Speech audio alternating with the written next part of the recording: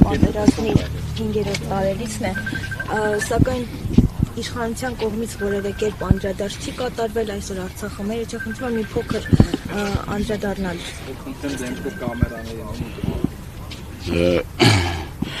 Իշխանության վերաբերմունքը նոր չի, իրենք արդեն մի քանի տարի է փորձում են մոռացության մատնել մեր նահատակների, հիշատակների օրերը եւ ես ամսի 2-ին, սեպտեմբերի 2-ին, երբ որ եռաբլուրում էինք, ծնողներից մեկը շատ հուզված ասում էր, որ անգամ չեն բարեհաճում այն պսակները, որ ուղարկում են, պատշաճ կերպով ուղարկեն, այսինքն տաքսիների միջոցով են անում այդ ամեն ինչը, սա վերաբերմունք է, սա խոսում է նրա մասին, որ այս մեր իշխանության կոչվածները որևէ պատասխանատվության զգացում չունեն, այս իշխանությունները ամեն ինչ կրկնում եմ անում են, որպեսզի մոռացության մատնեն մեր հերոս նահատակների փառքի ճանապարհը ուղին, իրենք ամեն ինչ անում են, որ ջնջեն մեր պատմությունը, հիշողությունը, իրենք արշավ են սկսել հայրաքելական Սուրբ եկեղեցու դեմ, իրենք խմբագրում են մեր պատմությունը, իրենք կրկնում եմ անողոք պայքար են սկսել մեր խորհրդանիշների նկատմամբ, մեր ինքնության նկատմամբ, ցեղասպանության զոհերի հիշատակը, գիտեք ինչ, էլի ինչ խայտառակ մի խոսույթով են հանդես գալիս ասելով, որ պետք է հասկանանք անուն ազգանուններով եւ ինչա տեղի ունեցել, այսինքն սրանք մի խնդիրների մի փունջ են, որ բնորոշում է, բնութագրում է իշխանության ամենաբարձր օղակներում գտնվող մարդկանց տեսակը, էությունը, իրենց գաղափարախոսությունը, արժեհամակարգը եւ միայն ծնկի են գալիս իրենց արդեն ծնկի են գալիս ոչ թե շիրիմների առջև, իդեպ հիշում եք տարիներ առաջ, երբ որ ծնկի են գալիս շիրիմների առջև, ինչպիսի խոշնանգումների են ենթարկում հերոսացին ծնողներին, հիմա ծնկի են գալիս ՔՊ խմբակցության, չգիտեմ, ՔՊ այդ իրենց համագումարի ժամանակ եւ մոռացել են թե ինչ են արել, ինչ ավիրներ են բերել, մոռացել են, որ մեր հերոս նահատակների ծնողներին են տարել զնդանները, բանտերում այսօր Արան Արուսլամյան անազատության մեջ, Գարիկ Նագալեյան, վերջերս իմացանք էլի մի հերոսացին ծնող են, էլի անազատության մեջ պահում, սենց շարունակ եւ անազատության մեջ են պահում ծնողների, որոնք իրենց կարծիքն են արտահայտել, որոնք դեմ են գնացել այս ապիկար դավաճանական իշխանություններին եւ էլ ինչա պետք հասկանալու համար, թե իրենք ինչ վերաբերմունք ունեն, էլ ինչա պետք հասկանալու համար, որ իրենց սեղանին եղել է փաստաթուղթ եւ միջև հիմա չեն հրապարակում այդ փաստաթուղթը եւ ասում էին Արցախը Հայաստանը եւ վերջ մենք սկսում ենք սեփական էջից, սեփական զորական կետից նոր պատերազմ, նոր տարածքներ, հետո այսքան արհավիրքներ բերելով խմբագրում են, կրկնում են մեր պատմությունը։ Ամեն ինչ ավելի քան պարզ է, մեր ժողովուրդը հասկացել է ում հետ գործ ունի եւ իրենք այլևս չեն սպասարկում մեր պետության, մեր ժողովրդի շահերը։ Այսօր խոսվում է, որ խաղաղության դարաշրջան ենք մտնում, արդյոք հիմա հավանական է խաղաղություն այն էլ թշնամու հետ։ Հերթական խաբկանքն է, հերթական մանիպուլյացիան է, տեսեք, ես մի քանի ամիս առաջ Սյունիքում էի եւ տեսնում էի, մտել եմ այդ տները եւ տեսել եմ, թե ադրբեջանցիները ինչպես են այդ խաղաղությունը պատկերացնում։ Ես տեսել եմ այդ կարակված փամփուշտների տեղերը, ես տեսել եմ այդ արկերի տեղերը, ես ինքս էլ այդ կարակոցի ձայները լսել եմ Սյունիքում լինելով, ոչ միայն Սյունիքում, նաեւ Տավուշում էր տենց։ Եվ իրենք ինչքան էլ որ ասեն, որ գիտեք ինչ կա, դա թիրախային կրակոցներ չեն եւ այլն, ինչ է նշանակում մարդկանց բնակարանների վրա կրակելը եւ երջանիկ պատահականություն է եղել, որ զոհեր չեն եղել։ վիրավորներ չեն եղել եւ ասել, որ գնում ենք խաղաղության ճանապարհին, այնինչ Ալիևը գրեթե ամենօրյա ռեժիմով խոսում է Զանգեզուրի միջանցքի մասին, խոսում է Հայաստան ադրբեջանցիներին բնակեցնելու մասին, խոսում է հայ ազգի հիվանդ լինելու մասին, ասում թանակը դեռ չչորացած նոր պահանջներ են դնում, նոր ավելի կործանարար զիջումների են գնում, նոր տարածքների հանձնման մասին են խոսում են նրա մասին, որ Հայաստանում դեռ կան ադրբեջանական տարածքներ, որոնք որ պետք է վերադարձվեն Ադրբեջանին, ինչի մասին է խոսքը, որտեղ եք դուք այդտեղ տեսնում խաղաղություն, այդտեղ ինչ կա խաղաղության մասին, հերթական զիջումների են պատրաստում մեզ եւ արդեն բանը հասել է նրան, որ սուվերենությունից, ինքնիշխանությունից խոսող իշխանությունը պատրաստվում է անկախության հռչակագիր սահմանադրություն փոփոխել, որն է դրա խաղաղության գնալու ճանապարհը։ Հիմա Արցախում էլ կրկնում եմ խաղաղ, որտեղ այնտեղ հայ մարդ չկա։ Եթե այդ խաղաղություն իրենք պատկերացնում են Հայաստանի Հանրապետությունում, ես կներեք, ոչ մի հայ մարդ այդ խաղաղությունը չի ուզում։ Եվ պետք չի ամեն անգամ, տեսեք, իրենք պատմությունից սկսած ամեն ինչով էլի, այտենց մի հատ տեղ չկա, այտենց մի հատ սրբություն չկա, որ իրենք չկպնեն։ Այն խոնարհումի եւ հիշատակի օրերը ֆեստիվալներ կազմակերպելով դրանով են գնում խաղաղության, այսինքն որն է, ես ուզում եմ հասկանամ, որն է դրա խաղաղությունը, թշնամու պատկերացրած խաղաղությունը, դա առանց հայի Հայաստանն է։ Պարոն Դանիելյան, պատերազմից 1 տարի անց 2021 թվականին իշխող քաղաքական ուժի պատգամավոր Ռուբեն Ռուբինյանը Դաշնակցությանը մեղադրում էր պատերազմի ժամանակ փողոցներում ակցիաներ անելու համար։ Որտեղ էր 44-օրյա պատերազմի ժամանակ Դաշնակցությունն ու ինչ էր անում։ 44-օրյա պատերազմի ժամանակ Դաշնակցությունը առաջնագծում էր ես եւ իմ ընկերները առաջնագծում մեր հայրենիքի, մեր պետության սահմաններ ենք պաշտպանում Արցախում, գիտեք, որ այդ օրերին ինչքան դաշնակցության կամավորական ջոկատներից, ինչքան մենք ընկերներ ենք կորցրել, այսօր էլ ամեն անգամ եռաբլուր գալով, խոնարհվելով իրենց շիրիմների, իրենց հիշատակը վառ պահելով, գիտեք ինչ դա անբարոյականություն է, էլի, անբարոյականություն է, իրենք էլ լավ գիտեն դաշնակցությունը եւ դաշնակցականները որտեղ են եղել, իրենք լավ գիտեն, որ դաշնակցության, չգիտեմ, դաշնակցության կուսակցության վերին օղակներում եղած մարդկանցից սկսած եղել են առաջնագծում Գերագույն մարմնի նախագահը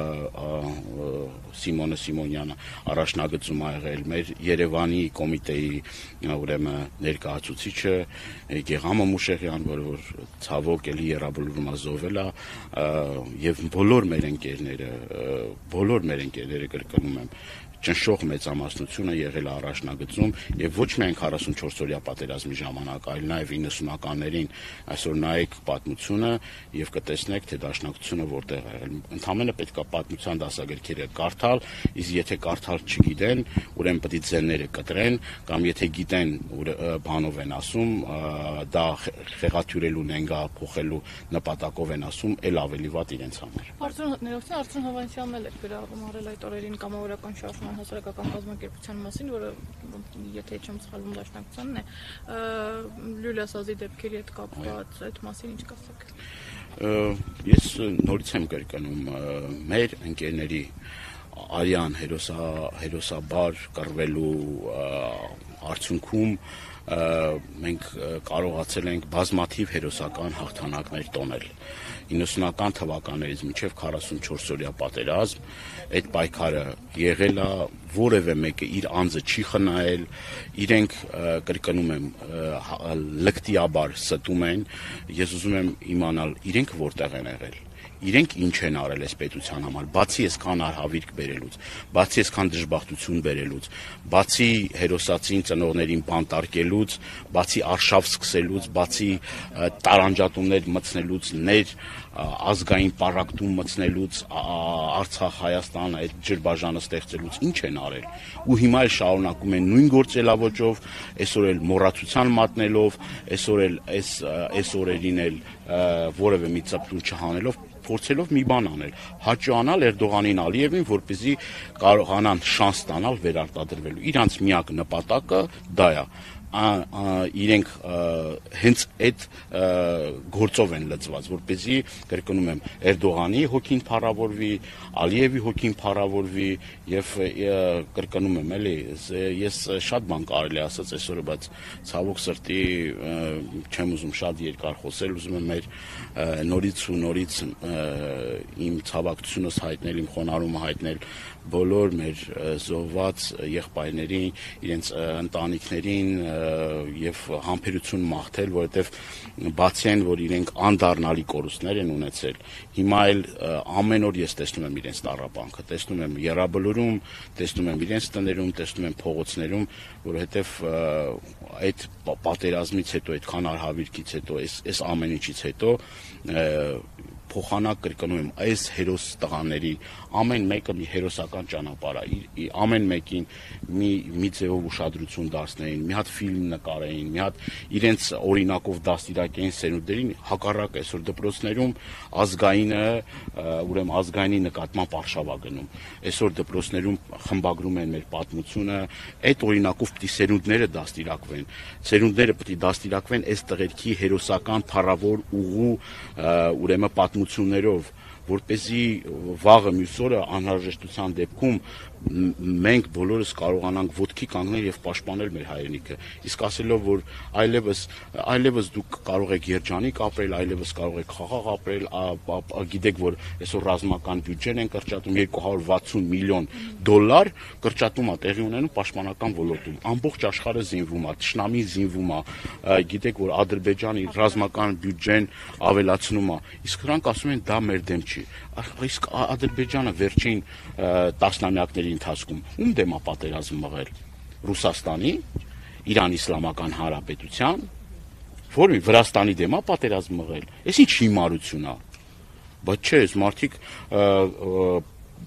ռազմական բյուջեն կրճատում են, ֆեստիվալների բյուջեն ավելացնում, այս ամեն ինչն է ինչ որ բնութագրում է իշխանությունների իրական դեմքն ու պատկերը։ Շնորհակալ եմ նորից էլի։ Պարոն կներեք եւս մեկ հարց, նաև անդրադառնանք նրան, որ վերջերս իշխանությունները մի հայտարարությամբ են հանդես գալի երրորդ հանրապետության էջը փակել եւ չորրորդ հանրապետությունը հռչակել։ Այս մասին ինչ կասեք, այս բարագայում չորրորդ հանրապետության հռչակումը։ Իրենք ոչ թե երրորդ հանրապետության էջն են փակում, իրենք Հայաստանի Հանրապետության էջն են ուզում փակել։ Այդ երրորդ հանրապետությունը, ասում են երրորդ հանրապետության էջն են ուզում փակել, իրենք Հայաստանի Հանրապետության էջն են ուզում փակել, առանց երրորդի էջ ուզում են փակեն Հայաստանի Հանրապետության էջը, ոնց որ փակեցին Արցախի էջը։ Արցախի համար ինչ էին ասում։ Ինչ են ասում Արցախի համար։ Ասում են մի փոքր նշաձողը իջեցրեք, լան կոնսոլիդացիա, դրանից առաջ ասում են Շուշի հադրուտ դեօկուպացիա, անջատում հանուն փրկության, ուր է հիմա Արցախը։ Ումն է Արցախը հիմա։ Ասում են թե չէին ասում, ասում են չէ։ Հիմա նույնն էլ Հայաստանի հետ է կատարում, ինչ տարբերություն։ Ես կրկնում եմ, ինչա արցախցիների երակներում ուրիշ արյուններ հոսում։ Այդ էթնիկ զտում ցեղասպանությունը մեր քույրերի եղբայրների հետ չի տեղի ունեցել։ Հիմա այդ շիրմաքարերը որ պղծում են, հիմա որ մեր պատմամշակութային կոթողները ավիրում են, դա ուրիշ մի ազգի պատմամշակութային կոթողներ են, ուրիշ ազգի եկեղեցիներ են, ուրիշ ազգի սրբավայրերն ու գերեզմանակարեր են, խաչքարեր են, հուշարձաններ են, ուրիշ ազգի են, հայ ազգինը չէ։ Ինչը թշնամին փոխվել է, հա, բանը ուրիշ հա, դարել է կիրթ ու կառուցողական իրենց բնութագրմամբ։ Եվ բանը ամեն անգամ ձեռառնելով, ասելով որ հիվանդ հասարակություն է։ Հիվանդ հասարակություն, այդ են մեզ բնորոշում ադրբեջանցիները։ Եւ իրենց կրթական ծրագրերում բացեք Ադրբեջանի կրթական ծրագրերը։ Հայատյացություն, ֆաշիզմ, ասելով որ ամենալավ հայը դա մեռած հայն է։ Այդ քարոզչությունն է գնում իրենց մոտ։ Դրանից հետո էլ ինչի մասն է խոսքը։ Ինչ ուրիշ բաների մասն է խոսքը էլի։ Ես նորից եմ կրկնում,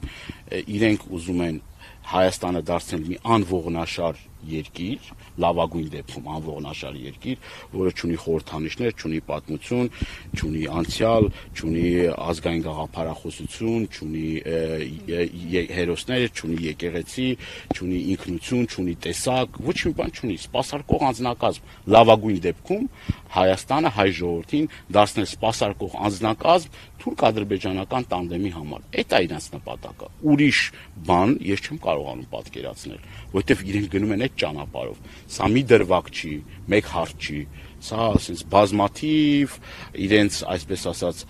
հստակ, իրենք կրկնում եմ, հստակ իրենց արժև այդ խնդիրը դրել են։ Ու այդ խնդիրը հետևողականորեն ցավոք սրտի մինչև այս պահը այդ խնդիրը հետևողականորեն իրացնում են պատար անելով մեր տարածքներից տալով, գիտեք որ նորից եմ կրկնում, խոսում է նրա մասին նոր զիջումների մասին եւ սա է պատկերացրած 4-րդ հանրապետությունը։ Դուք այս խղճուկ վիճակում եք պատկերացրել Հայաստանի Հանրապետությունը։ Մենք ես ենք պատկերացրել Հայաստանի Հանրապետությունը։ Իհարկե ոչ, իհարկե ոչ։